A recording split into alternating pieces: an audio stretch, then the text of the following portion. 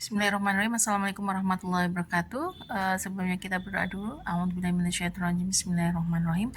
Allahumma inni as'aluka ilman nafi'an wa rizqan thayyiban wa amalan mutaqabbalan. Amin. Kita akan belajar tentang penciptaan manusia. Allah sudah menjelaskan di Quran surat Al-Mu'minun ayat 12 sampai dengan 16. A'udzubillahi minasyaitonirrajim. Bismillahirrahmanirrahim. Walaqad khalaqnal insana min sulalatin min tin. Dan sesungguhnya kami telah menciptakan manusia dari suatu saripati yang berasal dari tanah. Kemudian kami jadikan saripati itu air mani yang disimpan dalam tempat yang kokoh, yaitu rahim. Kemudian air mani itu kami jadikan segumpal darah, lalu segumpal darah itu kami jadikan segumpal daging, dan segumpal daging itu kami jadikan tulang belulang. Lalu tulang belulang itu kami bungkus dengan daging, kemudian kami jadikan dia makhluk yang berbentuk lain. Maka Maha Suci Allah, pencipta yang paling baik. Kemudian sudah itu, sesungguhnya kamu sekalian benar-benar akan mati. Kemudian sesungguhnya kamu sekalian akan dibangkitkan di kuburmu di hari kiamat. Tadi yang saya bacakan hanya satu ayat pertama. Kemudian kita lihat di Quran surat Al-Hajj ya, ayat 5.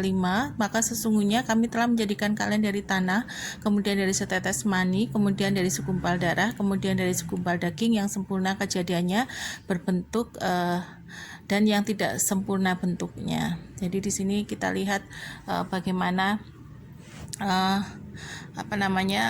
menciptakan manusia pada fase-fase mulai dari air mani, di mana ada sperma yang akan bertemu dengan ovum, kemudian nidasi, dan nidasi di rahim. Nidasi kemudian ditempatkan tumbuh kembang di rahimnya, kemudian menjadi makhluk hidup yang sempurna atau tidak. Dan pada fase itu ada melewati nutfah, kemudian nutfah itu menjadi alaqah ya, alaqah menjadi mudhah ya, pada 40 hari, fasenya 40 hari, kemudian 40 hari dan Allah tiupkan ruh ya, kemudian ditetapkan empat ketetapan, yaitu rizki, ajal, umur, amal perbuatan, dan apakah akan hidup bahagia atau tidak ya. Jadi itu yang harus disadari betul, bahwa takdir Allah ya, untuk kita selalu ingat akan kejadian demi kejadian. Nah, ini kejadian bisa kita lihat di gambar ya, mulai pertemunya ovum dan sperma, kemudian ada meiosis 1, meiosis 2 ya, dan seterusnya, kemudian menjadi makhluk neonatus ya di dalam rahim ibu. Mohon maaf, maksudnya embrio di dalam rahim ibu. Surat 46 ayat 15 disebutkan bahwa dan kami perintahkan kepada manusia agar berbuat baik kepada kedua orang tuanya. Kemudian ibunya telah mengandungnya dengan susah payah. Ya, mengandung itu kan berat ya. Kemudian melahirkannya dengan susah payah pula. Masa mengandung sampai menyapinya selama 30 bulan, sehingga apabila dia anak itu telah dewasa dan umurnya mencapai 40 tahun, ia berdoa, "Ya Tuhanku, berikanlah aku petunjuk agar aku dapat mensyukuri nikmat-Mu yang telah Engkau limpahkan kepadaku dan kepada kedua orang tuaku, dan agar aku dapat berbuat kebaikan yang Engkau ridhoi. Dan berilah aku kebaikan yang akan mengalir sampai kepada anak cucuku.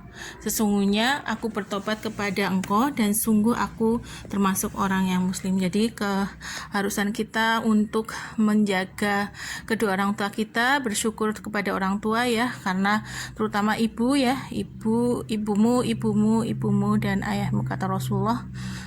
Bagaimana ya, siapa dulu yang harus aku bakti ya, aku baktikan, maka ibumu dan ayahmu, karena ibu sudah mengandung dengan susah payah, makan dibagi dua nutrisinya, kemudian terkadang emosinya ya, dalam kondisi yang lemah 9 bulan ya, terus bersama. Jadi adik-adik wajib bersyukur dan selalu taat kepada orang tua dan bertobat apabila kita mempunyai kesalahan.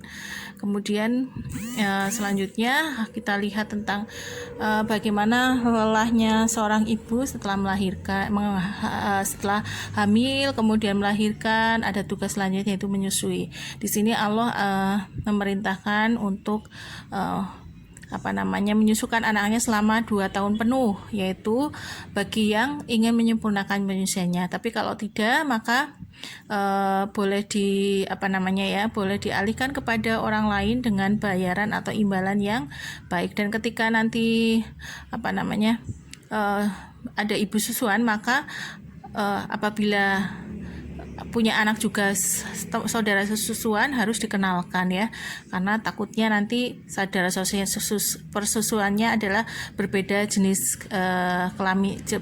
berbeda jenis kelaminnya ya, jadi takutnya nanti bertemu kemudian menikah ya, tidak boleh karena sudah menjadi mahram kalau saudara sepersusuan. Kemudian Allah melarang aborsi, ini dijelaskan di Quran surat Al-Isra ayat 31, dan janganlah kamu membunuh anak-anakmu karena takut melarat, kamilah yang memberi rezeki pada mereka dan kepadamu, sesungguhnya membunuh mereka adalah dosa. Jadi di sini tidak boleh dilakukan. Ya, ini terlihat misalkan saat USG ya, pergerakan janin, bagaimana pertumbuhannya. Jadi kita harus selalu bersyukur kepada Allah, kepada orang tua kita ya, dengan susah payah ibu telah berjuang, berjasa untuk kehidupan kita. Demikian adik-adik, apabila ada kesalahan saya mohon maaf. Saya akhiri. Subhanakallahumma wa bihamdika asyhadu alla ilaha illa anta astaghfiruka wa atubu ilaik. Apabila ada kesalahan saya mohon maaf. Wassalamualaikum warahmatullahi wabarakatuh.